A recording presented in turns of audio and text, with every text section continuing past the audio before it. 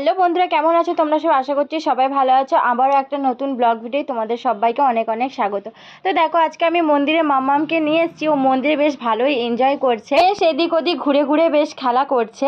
আর তারপরে হচ্ছে মা এসেছিলো, মা এসে ওকে নিয়ে গেল। আর এদিকে দেখো আমি মন্দিরটা সব মুছে নিয়েছি। মোটামুটি আমার মন্দিরের কাজ প্রায় সবই হয়ে গেছে, শুধুমাত্র এই বাইরেটা একটু ধুয়ে নেব, তাহলেই হয়ে যাবে। আর মন্দিরে একটু পুজো দেবো, বাস, তাহলেই আমার সকালের মন্দিরের কাজকর্ম সবটাই শেষ হয়ে যায়। এই সকালবেলায় মন্দিরের কাজকর্ম করে আর পুজো দিয়ে, মন্দিরে পুজো দিয়ে দিন শুরু করতে কার না ভালো লাগে? আমারও খুব ভালো লাগে। আর সারা দিনটাই যেন মনটা খুবই ভালো লাগছে। যত কাজই হোক না যেন মনে হয় শরীরে একটা আলাদা এনার্জি বা বল পেয়েছি, এরকমটাই মনে হয়। তো এদিকে আমার সমস্ত কাজকর্ম কমপ্লিট হয়ে গেছে, এখন আমি পুজো দেবো।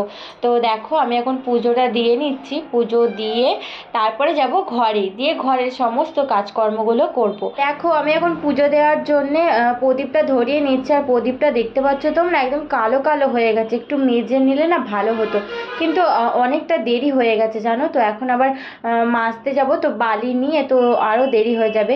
তো যাই হোক, আজকে একটু এরকম করেই দিয়ে দিই, কালকে আবার একটু মেজে নেওয়া যাবে। চলো তোমরা সঙ্গে থেকো আর ফুল ব্লগটাই দেখতে থাকো।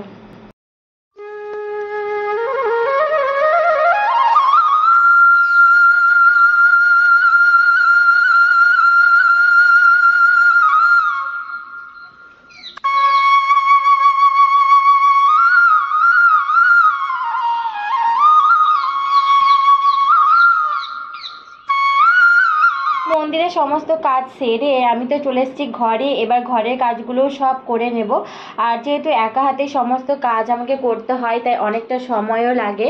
আজকে যেহেতু মঙ্গলবার, তাই সব কাজটাই একটু বেশি বেশি করে আছে। যেমন হচ্ছে এই দেখো, বাসন মাজছি। তো আজকে অনেকটা বাসন রয়েছে, যেমন আজকে তো নিরামিষ হবে, তো তার জন্যে বেলনা, চাকি, তারপরে সমস্ত আরও অনেক কিছু বাসন বার করতে হয়। আর যেগুলো সব ধোয়া মোছা সমস্ত কিছু করতে হয়। তো দেখো, দেখো চাকিটা, বেলনাটা দেখতে পাচ্ছ, এগুলোও সব আমাকে মাজতে হয়। আর নিরামিষের দিন সমস্ত কিছু ধোয়া মোছাটা করতে হয়। তো যাই হোক, তারপরে দেখো আমি এদিকে কাপড়টা ভালো করে ডুবিয়ে নিয়েছিলাম, দিয়ে এখন কাপড়গুলো কেচে নিচ্ছি। আর কাপড় কাচাটাও অনেকটা রয়েছে, কিছুটা আমার কাচা কমপ্লিট হয়ে গেছে আর কিছুটা বাকি রয়েছে। তো চলো কাপড় টাপড় সব কেচে নিই। সোনা মাম্মামের জন্য যে স্লেটটাতে হাতে খড়িয়ে দিয়েছিলাম সরস্বতী পুজোর সময়, সেই স্লেটটা না ওই ঠাকুরের ওখানেই ছিল। তো ওকে ওই স্লেটটা নিয়ে আসা হয়েছে। আজকে ভাবছি ওই স্লেটটা দিয়ে ওকে লেখাবো। তো চলো তোমরা সবটাই দেখতে পারবে। আর ওদিকে দেখো, আমি কাপড় টাপড় সব কেচে চলে এসেছি, এখন ঘর মুছে নিচ্ছি।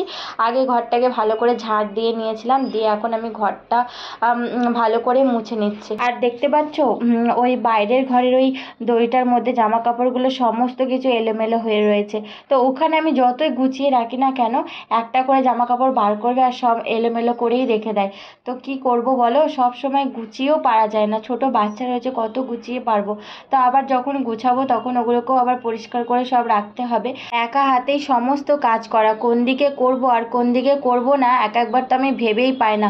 সারাদিন করতে থাকলেও মনে হয় আমার কাজ আর শেষ হয় না। আর এসে তো গ্যাসটাকে মুছে নেওয়া হয়েছে, গ্যাসটা আজকে মাই মুছে দিয়েছে। আর বিশেষ করে মাই গ্যাসটা মুছে দেয় সকালের দিকে।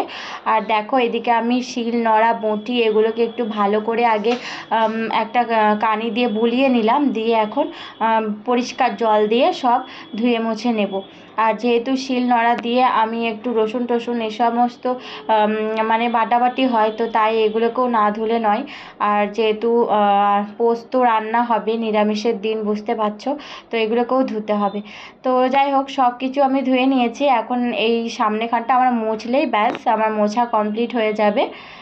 আর মাম্মাম সোনা আছে ওর ঠাকুমার কাছে, ও একটু বাইরেটাতে ঘুরছে, ততক্ষণ আমি কাজগুলো সব কমপ্লিট করে নিই। তারপরে ওকে নেব, আর তারপর যাবে মা কলে। তো কাপড়টা চেঞ্জ করে আমি একবারে চলে এসেছি, দেখো, না হলে ভিজে গেছিলো। তাই বিছানাটা তো গোছানো হতো না, বিছানাও ভিজে যাবে। তো তার জন্য একবারে চেঞ্জ করে এই যে বিছানাপত্র সব গুছিয়ে নিয়েছি। আর বালিশের ওয়ারগুলো আজকে খুলে নিলাম, ওটা হচ্ছে আজকে কাচবো। আর এইদিকে দেখো, আমার সোনাকে আমি খেলনাগুলো নামিয়ে দিয়েছি, আর ও কী করছে, এই মোবাইলটা নিয়ে ও বেশি খেলতে পছন্দ করে। তারপরে ওকে বসিয়ে দিয়েছি পড়তে, ওই দেখো সেই স্লেটটা বললাম না, তো ওই স্লেটটা দিয়েছি আজকে ওকে লিখতে। তো দেখো ও কি করে, আমি এদিকে ওকে লেখাবো আর ও দেখো কি করবে। তো সোনাকে আমি যতই মানে লেখাচ্ছি অ লেখো, তো ও কী করছে একটা ছোটো ছোটো করে দাগ দিচ্ছে, ওর ওইটাতেই খুশি লাগছে দেখে, আমারও খুব ভালো লাগছিল। তো আমি ওর হাত ধরে ধরে অ আ এগুলো আর কি লিখিয়ে দিচ্ছিলাম, কিন্তু ও বেশিক্ষণ ধরে থাকছিল না পেন্সিলটা, কারণ হচ্ছে ছোটো তো বেশিক্ষণ একটা জিনিস করতে ওদের ভালো লাগে না, তো তাই ওকেও একটু আমি লিখতে দিচ্ছি আর আমিও একটু লিখিয়ে দিচ্ছিলাম। তারপরে দেখো একটু লেখা লেখা হয়ে গেছে, এখন হচ্ছে একটু পড়ছে, দেখো হাত দিয়ে আঙুল দিয়ে দিয়ে পড়ে মেয়েটা আমার। ওকে আমি অ আ এগুলো আর কি পড়াচ্ছিলাম আর ও পড়ছে একটু দুষ্টু করছে এই করছে, তো ছোট বাচ্চা। তো তারপর দেখো পড়াশোনা সব হয়ে গেছে আর এখন এসছি সবজিগুলো সব ঢেলে নিলাম। বাজার নিয়ে এসেছিলো মা, মানে পাড়াতেই এসেছিলো একটা কাকু, ওর কাছ দিয়ে মা সবজিগুলো সব কিনেছিল। আর এখানে ফুলকপিটা একটু আমি দেখে নিলাম, কারণ ওটা না মনে হচ্ছিলো যে পোকা পোকা রয়েছে, কিন্তু না ভালো ছিল। এদিকে আমি একটু শিম সরু সরু করে কেটে নিয়েছি, শিমগুলো আর কি ভাজা করব। তো ওটা কেটে নিয়ে এই যে ফুলকপিটা আমি কাটছি, আর পেছন দিকে দেখো আমার মাম্মাম সোনা আমাকে কতটা জ্বালাচ্ছে। আমি ওকে বলছি ওদিকে গিয়ে খেলা কর, খেলনা টেলনা সব দেওয়া আছে, কিন্তু ও কিছুতেই ওদিকে খেলবে না। দেখো কোলে উঠে আমাকে কত আদর করছে। তো এরকম আদর পেতে কার না ভালো লাগে বলো। তারপরে আবার চরম চরম করে দুগালে চড়িয়েও দেবে, ওর যখন যেটা ভালো লাগে তখন সেটাই করে।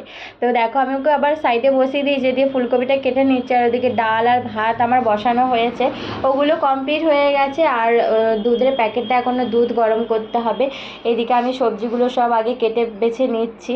আর সোনাকে যতই আমি বাইরে মানে ওইদিকে খেলতে পাঠাচ্ছি, ও কিছুতেই খেলবে না, দেখো ও আমার কোলেই আসবে। তো মানে কি করব, আর ওকে নিয়ে তো আর সবজি কাটা যাচ্ছে না। তো তাই আমি ভাবলাম যে পরেই একবারে শাকটা আমি কাটবো। দেখো দু হাতে করে শাকগুলোকে তুলে তুলে ফেলছিল। তারপরে ওকে আমি বসিয়ে দিয়েছি এই যে খাটের ওপরে, বেদানা খাচ্ছিল, আমি ওকে চাইছিলাম কিন্তু ও আমাকে দিচ্ছিল। তো যাই হোক বেশ ভালো লাগছিল আমার। আর কয়েকদিন ধরে গাজরটা ছিল না আর বিনসও শেষ হয়ে গেছিলো, তাই সবজিওয়ালা দাদাটার কাছ থেকে একটু নিয়ে নিলাম বিনস গাজর এগুলোই আর কি। আর ধনেপাতা নিয়ে নিয়েছি, কারণ ফুলকপি মটরশুঁটি আলু দিয়ে তরকারি করছি, তো শেষকালে যদি একটু ধনেপাতা দেওয়া হয় তো তরকারিটা খেতে ভালো লাগে, তাই একটু ধনেপাতাটাও নিয়ে নিলাম। আর দেখো এখন আমি মানে ফুলকপি আলু এগুলো হচ্ছে সব ভেজে নিয়েছিলাম, দিয়ে একবারে আমি একটু জিরে ফোড়ন দিয়ে তারপরে ফুলকপি আলুটা দিয়ে দিলাম। এখন মশলা দিয়ে দিলাম, এতে আদা বাটা, জিরে বাটা, শুকনো লঙ্কা বাটা, নুন আর হলুদ দিয়ে এখন ওর মধ্যে দিয়ে দিয়েছিলাম তোমার মটরশুঁটিগুলো, দিয়ে নেড়ে চেড়ে নিয়ে ঢাকা দিয়ে দেবো, কিছুক্ষণ এরকমভাবে কষে নেব। আর ওদিকে দেখো মা শাকটা কল থেকে ধুয়ে দিয়েছে। আজকে শাকটা ঘরে ধুলাম না, কারণ হচ্ছে ঘরে জলটা একটু কম আছে, তো মা সেই জন্যই থেকে ধুয়ে নিয়ে এসছে। আর আমার মেয়েটা দেখছো ওইখানে বসে আছে, ও কী করছে বলো তো, ও জল ঘাটছে। ওকে আমি যতই জলের থেকে দূরে সরাবো না কেন, ও ততই জলের কাছেই বেশি মানে চুম্বকের মতো আকর্ষণ হয়ে হয়ে আসে। তো দেখো ও জল ঘাটছে, খুব মজা ওর হচ্ছে, কারণ আমি চান করাবো বলেই ওইটুকু ওকে জল ঘাটতে দিয়েছি। দেখো ওর চান করানোর জন্য আমি এদিকে জল গরম করতে দিয়েছি আর তরকারিটা ওই দিকে বসিয়ে দিয়েছি। আর শাকটা রয়েছে, শাকটা ভাজা হলেই ব্যাস আমার কমপ্লিট হয়ে যাবে। তো ওর মাঝে আমি ওকে নিয়ে এসেছি চান করাবো, কারণ অনেকটা দেরি হয়ে যাচ্ছে, ছোট বাচ্চা, ওর গোছানো আমাকে আগে করতে হবে, তাই ওকে খাওয়াতে হবে, চান করাতে হবে, বাদ বাকি কাজ আমার পরে করলেও হবে। খেলা করতে করতে ও এত নোংরা ধুলোবালি ঘাটে কি আর বলবো, চান না করালেই নয়। আর এখন একটু যেহেতু গরম পড়েছে হালকা হালকা, তাই চানটা আমি ওকে রোজই দিচ্ছি, গরম হালকা গরম গরম জল করছি দিয়ে চান করছি, ঠান্ডা জলে একদমই চান করায় না। কারণ হচ্ছে ঠান্ডা থেকে সবে এখন গরম পড়তে শুরু হয়েছে, আর হট করে যদি আমি ঠান্ডা জলে চান করাই তাহলে ওরও ঠান্ডা লেগে যেতে পারে, তো তার জন্য আমি এখনও ওকে কুসুম কুসুম গরম জলে স্নান করাই। তো ওকে স্নান করিয়ে তারপরে গা মুছিয়ে জামা কাপড় পরিয়ে এদিকে আমি আবার চলে এলাম, ধনেপাতাটা একটু কেটে নিচ্ছি। আর এদিকে আমার তরকারিটা ফুটেই গেছে, তো ধনেপাতাটা দিয়ে একটু নেড়ে চেড়ে নিয়ে তরকারিটা আমি নামিয়ে নেব। আর একটা জিনিস তো আমি একদমই ভুলে গেছি, আজকে হচ্ছে আমি পাঁপড় ভাজবো, তো পাঁপড় ভাজার জন্য তো আমি প্রথমে ভেজে নিই, কিন্তু আমি একদমই ভুলে গেছি। তো আগে আমি তরকারিটা নামিয়ে নিই, তারপরে আমি পাঁপড়টা ভাজবো, তারপরে গিয়ে শাকটা রান্না করব। এখনও আমার চান হয়নি, তো রান্না বান্না কমপ্লিট করে তারপরে যাব চান করতে। তো দুটো প্রায় 1:30 বেজে গেছে, তো আগে আমাকে রান্না কমপ্লিট করতে হবে, না হলে হচ্ছে সবাই খেতে চলে আসবে, তার জন্যে ঝটপট করে কাজটা আমাকে আগে এগিয়ে নিতে হবে, তারপরে আমি স্নান করতে যাব। ভাবছি শাকটাকে একবার বসিয়ে দেবো, তারপরে যাব চান করতে। আস্তে আস্তে শাকটা হবে আর আমার ওদিকে চানও হয়ে যাবে।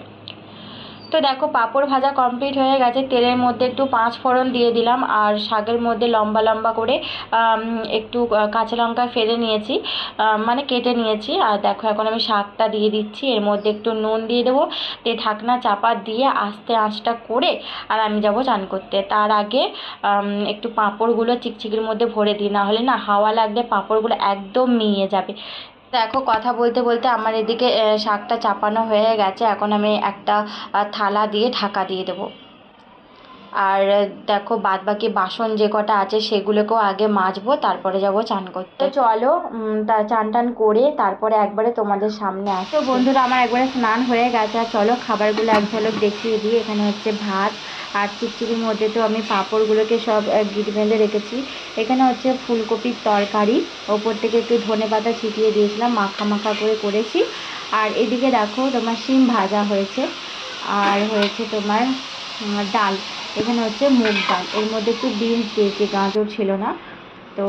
আর এদিকে দেখো শাক ভাজাটাও আমার কমপ্লিট হয়ে গেছে, এই মাত্র নামালাম চান টান করে এসে, তাই একদম ভাব উঠছে। তারপর খাওয়া দাওয়া করে একটু বসলাম, দিয়ে সবাই কাজে বেরিয়ে মানে ও কাজে বেরিয়ে গেল দোকানে, দিয়ে আমি বিকালে সমস্ত কাজকর্ম করে নিচ্ছি। দেখো জামা কাপড়গুলোকে একটু আমি ভাঁজ করে নিচ্ছি। আর আমার কাজকর্ম বলতে সব কিছু হয়ে গেছে, বাসন মাজাও হয়ে গেছে, যে সমস্ত বাসনগুলো খেয়েছিলাম দুপুরে এইটো বাসনগুলো মাজা হয়ে গেছে, আর ঘর মোছা টোচা সব হয়েই গেছে। এখন শুধু আমি এই জামা কাপড়গুলো একটু ভাঁজ করে নেব, ব্যাস তাহলেই হবে। এরপরে মাম্মামকে নিয়ে এসে খাওয়াবো। ও না একটু ঘুমিয়েছিল, ঘুমিয়ে টুমিয়ে উঠে কাঁদছিল বলে ওর ঠাকুমা নিয়ে একটু ঘুরতে গেছে।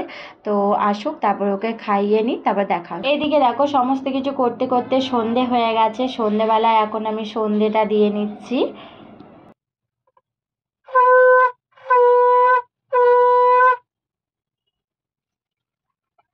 সন্ধে দিয়ে তারপরে যাব মন্দিরে সন্ধে দিতে। আর মা বলেছিল আগে মন্দিরে সন্ধে দিয়ে এসে ঘরে দিতে, আর আমি ভুল করে আগে ঘরে সন্ধে দিয়ে নিয়েছি। তো কি করব, কিছুক্ষণ পর দরজাটা বন্ধ করেছিলাম, দিয়ে মন্দিরে সন্ধে দিয়ে এসেছি। আর তারপরে এই যে রাতে রান্নাবান্না করতে চলে এসেছি। এর আগে আমি একটু মুড়ি খেয়ে নিয়েছিলাম, দুপুরবেলা যে ফুলকপির তরকারি ছিল সেটা দিয়ে একটু মুড়ি খেয়েছি। তারপরে দেখো আমি রান্না বান্না করতে শুরু করে দিয়েছি। আজকে রাতের রান্না হচ্ছে রোজকার মতন আলু ভাজা। তো রুটিটা এদিকে আমি বানিয়ে নিচ্ছি, আর আলু ভাজাটা ওদিকে চাপানো হয়ে গেছে। আলু ভাজাটা দেখো হয়েই গেছে। আর আলু ভাজাতে আজকে কোনো পেঁয়াজ টেয়াজ দিইনি, কারণ হচ্ছে নিরামিষ, শুধু হচ্ছে 5 ফোড়ন দিয়েছিলাম আর একটু কাঁচা লঙ্কা দিয়ে ওটা করে ফেলেছি। আর এদিকে দেখো আমি রুটিগুলো সব বানিয়ে নিচ্ছি। এই আলু ভাজা খেতে হচ্ছে আমার শ্বশুরমশাই ভীষণ ভালোবাসে, রোজ আলু ভাজা ছাড়া আমার শ্বশুরমশাই রুটি খেতেই ভালোবাসে না। তো তার জন্যেই আলু ভাজাটা বিশেষ করে আমাদের বাড়িতে হয়। আর ও বেলাকার যেহেতু তরকারি আছে সেগুলোকে একটু গরম করে নিয়েছি, তাই জন্যেই আলু ভাজাটা হচ্ছে আর কি। তো চলো আমি এদিকে রুটি করে নিই, রাতের খাবার সব রেডি করি। আর ব্লগটা আমি এখানেই শেষ করছি। যদি তোমাদের ভালো লেগে থাকে লাইক কমেন্ট শেয়ার করে দিও, চ্যানেলটিকে অবশ্যই সাবস্ক্রাইব করে